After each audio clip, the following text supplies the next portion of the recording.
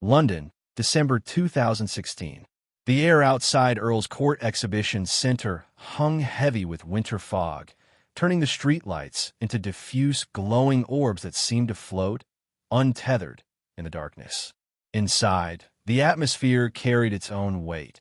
Anticipation mixed with something deeper, something unnameable that seemed to press against the skin of the 20,000 souls who filled every seat, lined every aisle. They had come for what had been billed simply as an evening with George Michael, with no elaboration, no explanation for why the famously reclusive artist had suddenly announced this one-night-only performance after years of near-total public absence. Tickets had sold out in 7 minutes. Scalpers were demanding thousands of pounds. Fans had flown in from as far as Tokyo and Sydney, drawn by some inexplicable gravity that seemed to whisper, "Be here, witness this." The house lights dimmed, and a collective intake of breath swept through the crowd like a wave. In that moment of darkness, 20,000 people held their breath together, the silence before the revelation. Backstage, George Michael sat alone in his dressing room, eyes closed, hands resting lightly on his knees. Gone was the perfectly coiffed hair of his Wham! Days, the designer stubble of his Faith era, the provocative styling that had once defined his public image. At 53, he wore a simple black suit over a crisp white shirt, open at the collar. His beard was full, touched with distinguished gray. His face, once the epitome of youthful beauty that had launched 1,000 teenage fantasies, now carried the lines of a life lived in the harsh spotlight of fame, in the shadows of secrets, in the valleys of grief and the peaks of artistic triumph. Only his eyes remained unchanged, still those same pools of profound emotion that could convey in a single glance what other artists struggled to express in entire albums. Those eyes remained closed now as he breathed slowly, methodically, preparing not just for a performance, but for a reckoning. What the audience didn't know, what only a handful of people in George's innermost circle understood, was that this wasn't just another concert. This was goodbye. 3 months earlier, doctors had delivered news that had changed everything. The diagnosis was terminal, the prognosis measured in months, not years. After the initial shock, after the rage and bargaining and beginning acceptance, George had made a decision that surprised even those who thought they knew him best. "I want one last night," he had told his sister Melanie, his voice steady despite everything. "One last chance to tell the truth through music. No press release, no statements. Just me, the songs, and the truth they've always carried if people had listened closely enough." Tonight wasn't announced as a farewell because George wanted the audience to be present, not mournful. To listen with open hearts, not through the lens of impending loss. To receive what he needed, finally, to give them. A gentle knock at the door. "5 minutes, George."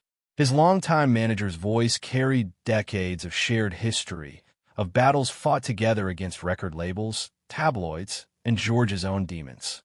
George opened his eyes, meeting his own gaze in the mirror. "I'm ready," he said, admitted in ways that extended far beyond this evening's performance. He stood, adjusting his cuffs with the meticulous attention to detail that had always characterized his work. One last check in the mirror, one last deep breath. Then he moved toward the door, toward the stage, toward the final statement he would make in a life defined by music. When George Michael stepped onto the stage, the roar was physical, a wall of sound, of love, of decades of connection between artist and audience.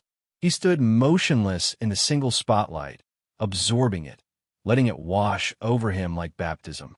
For 30 seconds, 40, nearly a full minute, he simply stood there, eyes closed again, a slight smile playing at the corners of his mouth. The crowd, initially frenzied, gradually quieted, sensing something ceremonial in his stillness. When the silence was nearly complete, he opened his eyes and stepped to the microphone. "Hello, London," he said, his voice strong despite everything, carrying to every corner of the massive space. "It's been a while." Understatement of the decade, delivered with that hint of self-deprecating humor that had always humanized his enormous talent. The crowd erupted again, and this time George smiled fully, a genuine expression of joy that seemed to illuminate him from within. The first notes of the opening song emerged from the darkness behind him, a simple piano melody instantly recognizable to everyone present. The band remained invisible, hidden by strategic lighting that kept all focus on George alone at center stage. He hadn't chosen to open with one of his up-tempo hits, the dance tracks that had filled clubs around the world. Instead, this was Praying for Time, his searing indictment of social indifference, his plea for compassion in a world that often seemed designed to extinguish it. As he began to sing, something extraordinary happened. His voice, which some had speculated might have weakened during his years away from performing, emerged more powerful than ever. Richer, deeper, imbued with new layers of meaning that transformed a song written decades earlier into something that felt composed specifically for this moment, this night. What became immediately clear to critics and casual fans alike was that George had not selected his set list based on commercial success or nostalgic appeal. Each song had been chosen as part of a larger narrative, a musical autobiography that told the true story behind the public persona. He moved from Praying for Time to a stripped-down, piano-driven arrangement of Freedom 90, the anthem that had once announced his liberation from the teen idol straitjacket. In this new context, lines about breaking chains and refusing to be someone's puppet carried visceral new meaning. Not just professional freedom, but the more profound liberation that comes from absolute truth, absolute acceptance of one's authentic self. Between songs, George spoke more than he ever had in previous concerts. Not casual banter, not practice patter, but genuine conversation. He told stories behind the music that many had never heard, revealed influences and inspirations, connected dots between his personal journey and the art it had produced. People always ask which comes first, the music or the lyrics, he said at one point, his voice intimate as if speaking to each individual rather than a massive crowd. For me, it was always the emotion, the feeling I couldn't express any other way. The truth I sometimes couldn't even admit to myself until I heard it coming back to me through the speakers. The audience hung on every word, awareness growing that they were witnessing something unprecedented. Not just a concert, but a confession, a revelation, a man finally fully unveiling himself after decades of strategic concealments. Halfway through the show, after a soul-stirring rendition of They Won't Go When I Go that left many openly weeping, George paused again. The spotlight dimmed slightly, creating a more intimate atmosphere despite the venue's enormity. I've spent so much of my life afraid, he said, his voice now quieter, forcing the audience to lean in, to really listen.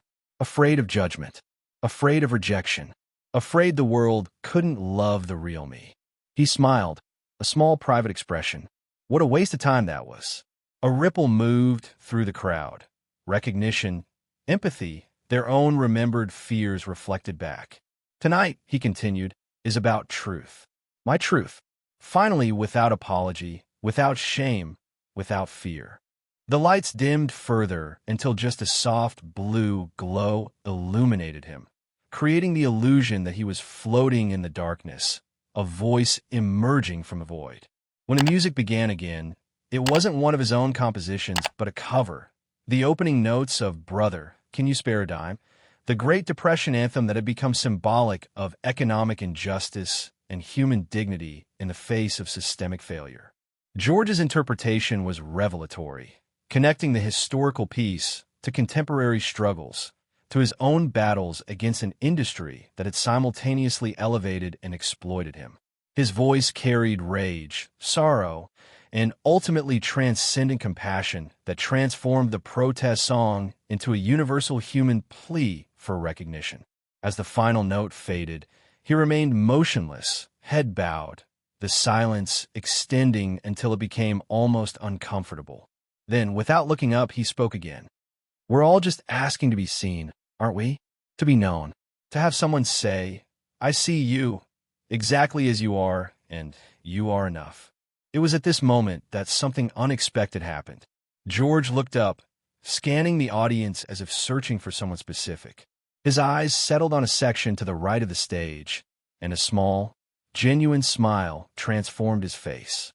Following his gaze, those nearby could see an elderly couple in the front row, the woman wiping tears, the man sitting straight-backed and still. George stepped away from the microphone, walked to the edge of the stage, and knelt down to be closer to them. The house lights adjusted, creating a small pool of illumination that included just George and the couple. He reached down, extending his hand, which the woman took with visible emotion. "My parents came to every show they could," he said, his voice carrying despite having moved away from the microphone. "My father thought it was a phase, then a hobby, then a waste of real potential." He smiled at the man, who returned it with evident effort. He never said he was proud. Not once. Not through all the sold-out tours, the Grammys, any of it. If this story moves you, don't forget to like this video and subscribe to the channel for more untold stories from music history. Moments of vulnerability and courage that remind us why these artists touched our lives so deeply. These glimpses beyond the public persona reveal the humanity that connects us all, famous or not. The audience had grown completely silent, aware they were witnessing something deeply personal. George stood, returning to the microphone. 3 months ago, he said, his voice steady despite the weight of his words, "I received news that changed everything. The kind of news that strips away every pretense, every mask, every fear of judgment." He paused, looking out over the sea of faces turned toward him in rapt attention. "I'm not going to be with you much longer." The words fell into the silence like stones into still water, creating ripples of shock that moved visibly through the crowd. Someone in the back cried out, a wordless sound of denial. George smiled gently. "It's all right," he said, though of course it wasn't, could never be. "Tonight isn't about that. It's about finally saying the things I should have said years ago. Through the music, yes, but also directly, without metaphor or poetry to hide behind." He turned again toward the elderly couple, who sat frozen in their grief. "Dad," he said, the single word carrying decades of complexity, "I spent my whole life trying to make you proud. And when that didn't work, I spent it trying to prove you wrong." He laughed softly, the sound containing no bitterness, only a hard-won wisdom. "Neither approach brought me peace.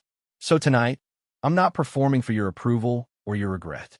I'm simply sharing who I am, who I've always been, and inviting you to really see me before it's too late for both of us." The man's stoic expression cracked slightly, a barely perceptible trembling of his lower lip, the only outward sign of emotion.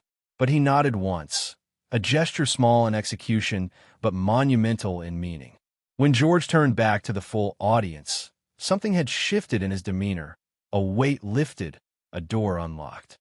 "When you face the end," he said, "everything distills to what matters. For me, that's truth and connection. The rest is noise."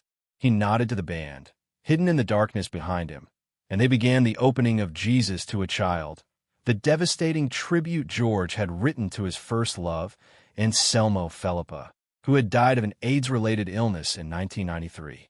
George had dedicated the song to him publicly, but had never explicitly discussed their relationship during that era when homophobia was still rampant and his sexuality remained officially unconfirmed despite widespread speculation. Tonight, though, he prefaced the song with the full story.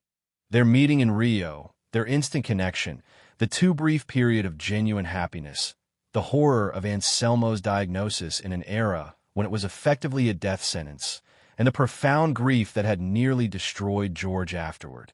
As he sang, his voice occasionally breaking with emotion but never failing completely, images began to appear on the massive screen behind him. Photographs never before shared publicly. George and Anselmo together, laughing on a beach, in a cafe, heads bent close in conversation, dancing at what appeared to be a private party. Ordinary moments of love, made extraordinary by context, by the courage it took to share them now, by the decades they had remained hidden. The audience watched in reverent silence, many crying openly, understanding they were being granted access not just to art, but to the private heart of an artist who had spent decades protecting himself from exactly this kind of vulnerability. When the song ended, the photographs faded, leaving the screen dark again. George stood motionless for a long moment, eyes closed, visibly gathering himself. When he opened them, he smiled. Not the practice camera smile of album covers and music videos, but something genuine and a little rueful. "I've never been very good at happiness," he said. "I kept waiting to feel I'd earned it, deserved it. What a waste." He shook his head. "If you take anything from tonight, let it be this. Don't wait. Don't hide. Don't defer joy until some future date when you think you'll be worthy of it. You already are." For the next hour, George continued his musical autobiography, each song a chapter, each introduction a revelation. He performed outside, with a jubilant energy that transformed the cheeky response to his 1998 arrest into a genuine anthem of sexual liberation and defiance against shame. He delivered a version of Fast Love, reimagined as a meditation on loneliness rather than hedonism, exposing the emptiness that had driven his most self-destructive periods. Throughout it all, his voice remained the extraordinary instrument it had always been, perhaps even more powerful for being imbued with the urgency of last things, of final statements. As the main set neared its conclusion, George returned to the theme of family, of the roots that shape us for better or worse. "My mother was the believer," he said, his voice softening with tenderness. "In me, in music, in love itself. She never doubted, never questioned whether the path I'd chosen was valid. She just loved completely and without condition." He paused, swallowing visibly. "After she died, I lost that certainty, that sense that someone in the world accepted me exactly as I was. I've spent years trying to find my way back to that feeling." He looked again toward his father, then out to the wider audience. "Maybe we're all looking for that, someone who sees us completely and loves us anyway." The penultimate song was Through, the haunting track from his older album that dealt explicitly with grief, with finding a path forward after devastating loss. As he sang, his father rose slowly from his seat, a movement so unexpected that security initially moved toward him before recognizing the situation's personal nature. The elderly man stood still, straight back despite his years, listening with an intensity that suggested he was truly hearing his son for perhaps the first time. When the song ended, father and son looked at each other across the space that separated them. Physical distance a stand-in for the emotional gulf of decades. Then, in a gesture whose significance wasn't lost on anyone present, George's father raised his hand in what appeared to be a military salute, a formal acknowledgement of respect from a man to whom formality was a language more accessible than emotional vulnerability. George's response was a smile of such naked gratitude that many had to look away, feeling they were intruding on something too private for public consumption. The emotional climax of the evening came with the final song. Not one of his up-tempo hits that might have sent the crowd home on a high note, but You Have Been Loved, his devastating meditation on loss and remembrance. Before beginning, George spoke once more, his voice now carrying the weight of everything that had been shared. "We all want to leave something behind," he said. "Some mark that says, I was here, I mattered, I loved, and was loved in return. Tonight has been my way of making that mark without artifice, without the shields I've hidden behind for too long." He looked out over the audience, eyes scanning the sea of faces as if memorizing them. "Thank you for listening. Not just tonight, but all these years. Thank you for allowing me to be part of your lives, your memories, your own stories." The performance that followed transcended mere music. George delivered each line as if it were simultaneously a farewell and a benediction, his voice reaching emotional heights that left the audience breathless. When he reached the final refrain, a single tear traced its way down his cheek. Not the performative emotion of a showman, but the genuine overflow of a heart laid bare. As the last note faded, he stood in silence, eyes closed, palms open at his sides in a gesture of complete surrender, complete offering. The audience, understanding instinctively the significance of what they had witnessed, remained silent for several heartbeats before erupting into applause that seemed to physically shake the building's foundation. George opened his eyes, taking in the response with visible emotion, then bowed deeply. Not the quick performance bow of previous tours, but a profound gesture of gratitude and respect. As he straightened, something unexpected happened. From the wings emerged a small procession of people. Individuals of various ages, races, genders, dressed not in stage clothes but ordinary attire.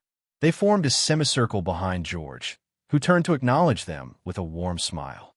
"These people," he said, turning back to the microphone, "represent the foundations I've established over the years. Organizations working with HIV/AIDS patients, children in poverty, victims of domestic violence, and others that have never carried my name, never been publicized." He gestured to them with obvious pride. "This is my real legacy, not the awards or the sales figures or the headlines. These efforts will continue long after I'm gone, funded in perpetuity. If my music touched you, if it meant something to you, consider supporting them. Transform appreciation into action." The representatives of each foundation stepped forward one by one, briefly explaining their missions. George stood slightly to the side, watching with evident satisfaction as the real-world impact of his often anonymous philanthropy was finally brought to light. This was the final revelation of the evening, that behind the tabloid caricature of George Michael, the troubled star, had always existed George Michael, the compassionate humanitarian, channeling millions into causes he believed in without seeking publicity or praise. When the last representative had spoken, George embraced each of them before they exited the stage, leaving him alone once more in the spotlight. "Thank you, London," he said simply. "Thank you for everything." He bowed once more, then walked slowly toward the back of the stage. He paused at the threshold of darkness, turning to look back at the audience that remained on their feet, applauding with an intensity that communicated far more than appreciation for a concert.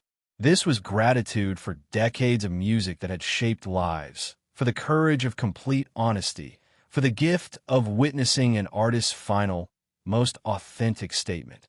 George raised his hand in a simple wave, smiled once more, then stepped into the darkness and was gone. The house lights remained dim as the audience slowly, reluctantly began to disperse. Many were openly weeping, others stood in silent groups, processing what they had experienced. It wasn't just the knowledge that they had likely seen George Michael perform for the last time.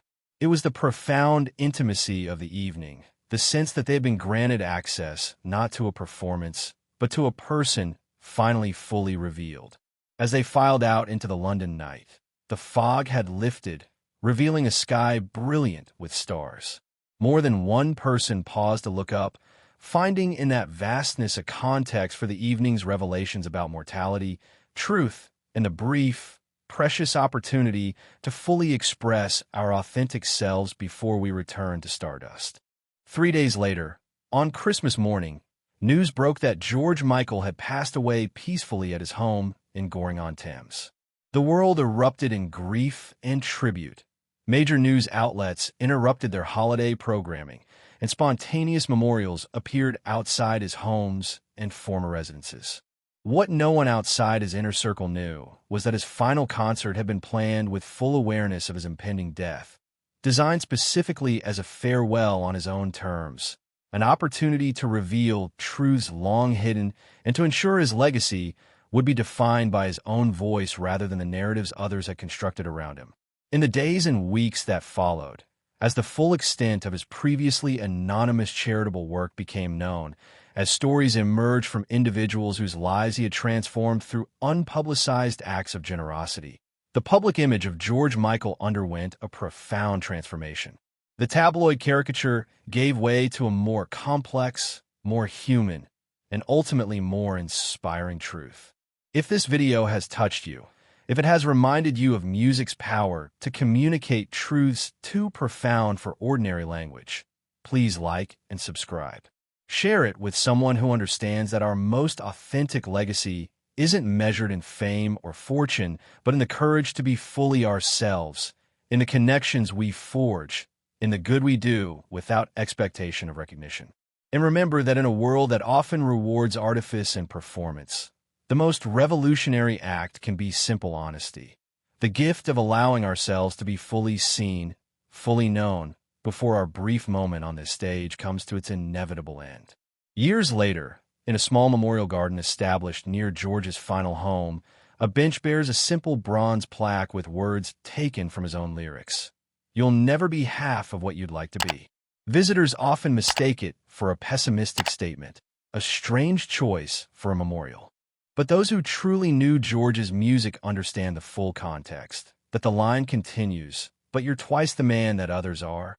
It was George's final insight, his last lesson, that our harshest judge is often ourselves, that the approval we seek most desperately is frequently our own, and that true peace comes from finally recognizing our own worth, our own enoughness, despite our human imperfections and limitations.